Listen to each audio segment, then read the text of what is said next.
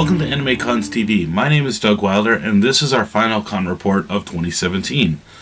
I just got back from Anime NYC, which was having its first year in New York City, of no surprise, on November 17th through the 19th at the Jacob Javits Center in New York City. It was a first-year con, but it's not the first of by its organizers, Left Field Media, who have done stuff like this before. It also had the support of Crunchyroll, so it really didn't feel too much like a first-year con. It also wasn't the first time we've seen an anime convention at the Jacob Javits Center. Some of you might remember New York Anime Fest, things like that. And the Javits Center itself isn't a stranger to other conventions. It's also the home to New York Comic Con, which is much bigger. My initial assessment is going to be that I want to see a con like New York Anime NYC succeed, and I want to see it thrive. I'm not sure I want to see it grow. It didn't really make the full use of the Javits Center. It had a kind of a medium to large dealer's room, which you could kind of see a good spread out. And again, didn't use the full exhibit hall space. They had 3 panel rooms, which I would kind of describe as small, medium, and large in comparison to each other. I don't have kind of exact seating counts for each of those, but they all work pretty well. The larger one, obviously, for kind of the headliner panels and presentations and stuff like that. And they also had an artist alley and kind of the upstairs area. If you've ever been to Javits, you kind of go up a small set of stairs, and there's this big atrium, and it's in this big glass cube for half of it, and it's beautiful. You got sunlight coming in. The downside there is you've got a lot of sunlight coming in, so it's a little hard to see. And in that section, it felt a little cramped, so it was kind of hard to move around. Again, it's a beautiful space, but I think they just need to plot out the layout a little bit better.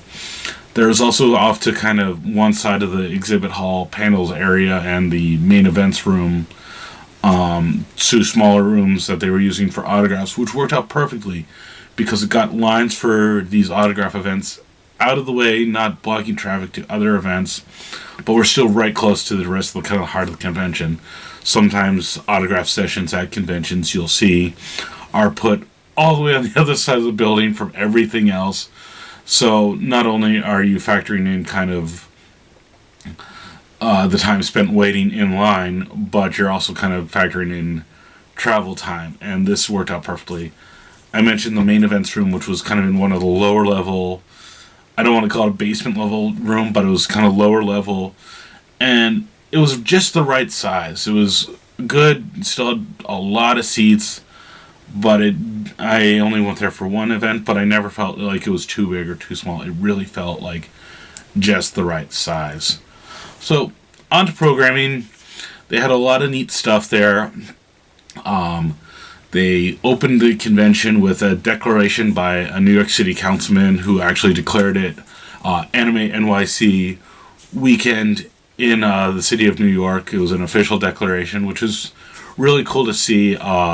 Anyone who organizes conventions or just attends them knows that if you have the city showing that the fans are welcome, either through gestures like this or just businesses that are aware and say, hey, welcome attendees of whatever convention, or even hotels making sure that they recognize that people are coming for the event, it really makes the attendees feel like people want them there, people want them around, and they're more likely to come back again and again for year after year.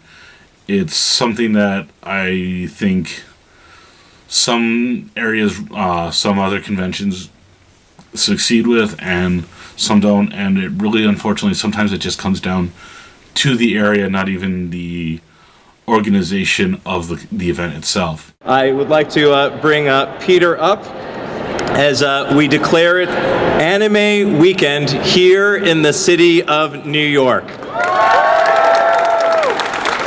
They had some decent panels. I actually submitted one and got accepted. And I was actually the first panel of the convention, which was a little nerve-wracking for me personally. I was worried that people wouldn't show up yet, but I still had a full room. I'm pretty sure I was in the smaller one. I think if there's anything I would say about panels that they could improve upon, it's that they could have added a little bit more length. Every panel, including industry, was only 45 minutes long, which didn't leave a lot of time for a Q&A. And I would maybe add one or two more panel rooms. I'm not sure where you would put it in that layout. Had the layout without expanding much further into the Javits Center.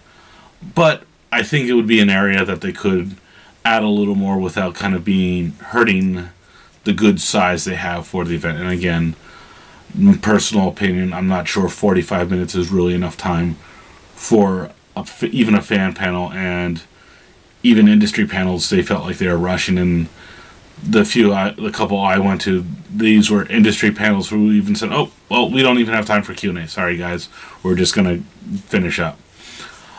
Without a doubt, though, the reason I went to this convention, they announced well in advance so people could plan that they were going to have a screening of the second Gundam Thunderbolt movie, Bandit Flower, and they're going to have a concert attached to it. And this was going to be a premiere event. This thing was a simuldub coming out right at the same time as the movie's getting released in Japan, along with a concert by the composer. And why the concert is such a big deal is the music is done by a man named Naruyoshi Kikuchi, who's actually a jazz composer for the soundtrack.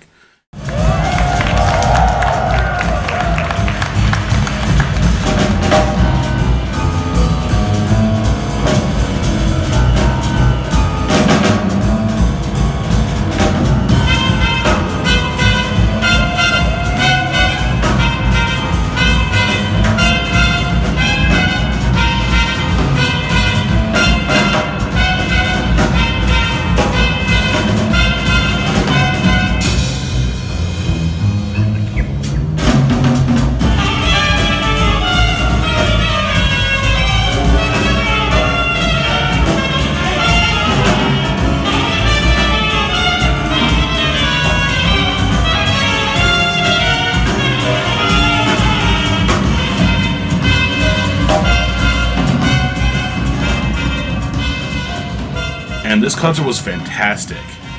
It didn't feel like a big show. Like if you've ever seen, like, say, Jam Project or TM Revolution or Flow at a convention like that, they put on a very big show. And this didn't have as big an audience, but I'm actually going to say it. As much as I love Jam Project, I would put this as the best concert I've ever been to at a convention. Bigger than Jam Project, bigger than Yoko Kanno. This was just such a neat thing to be able to see the movie and then immediately see music from it being performed live by just kind of a jazz quartet. And especially with Gundam Thunderbolt, for those of you who aren't familiar with it, jazz is not only a cool soundtrack for it, it's actually kind of a major plot point.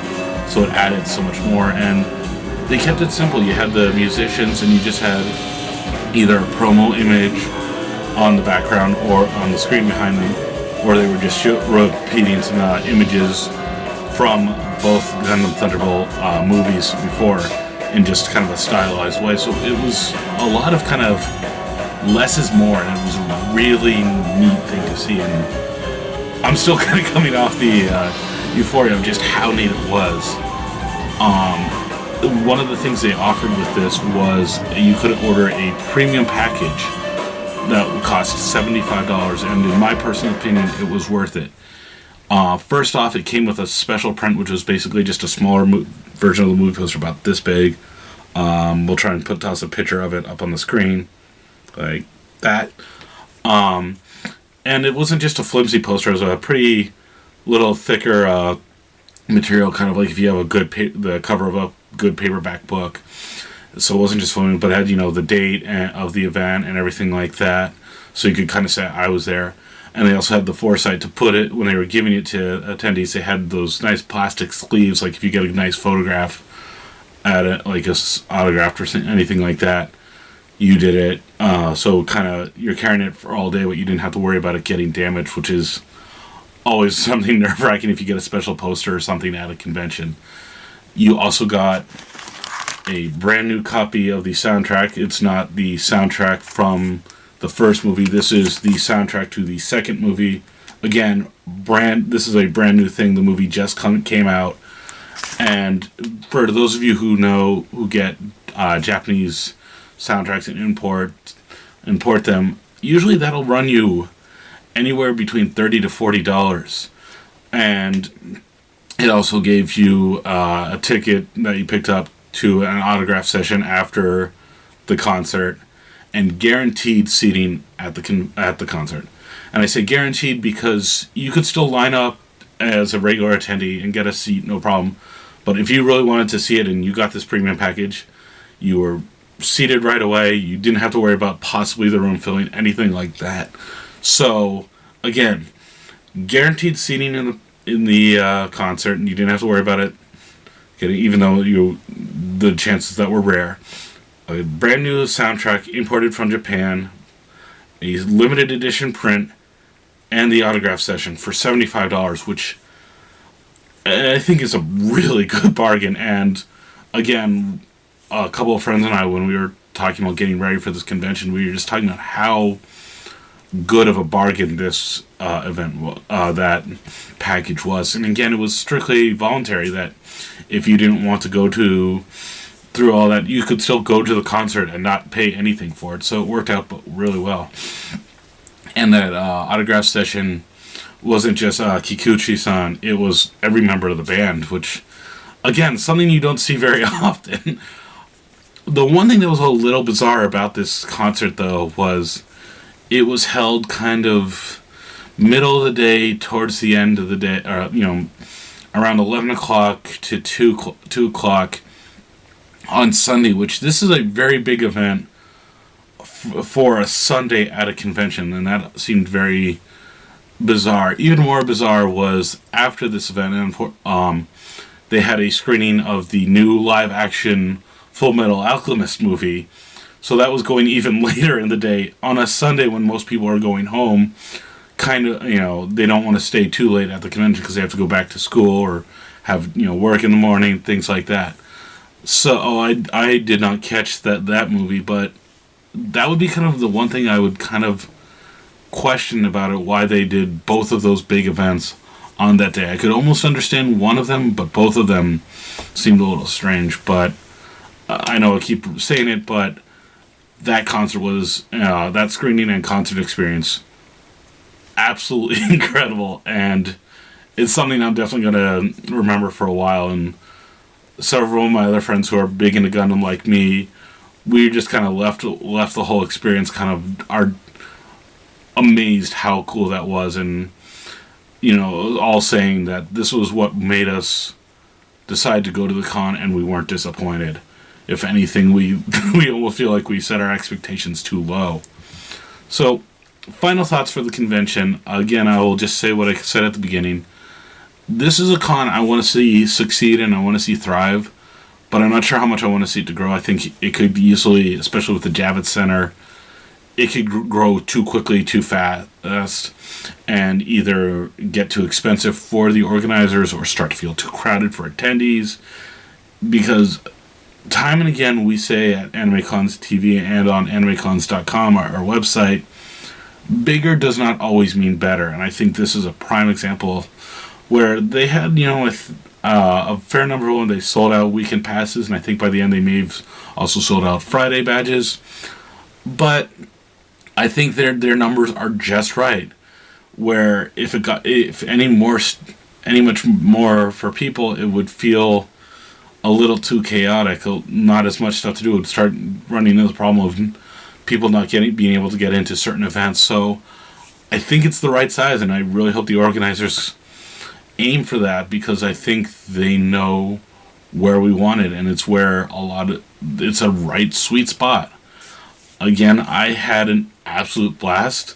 The con organizers have worked on other events, and that really showed. Their experience showed.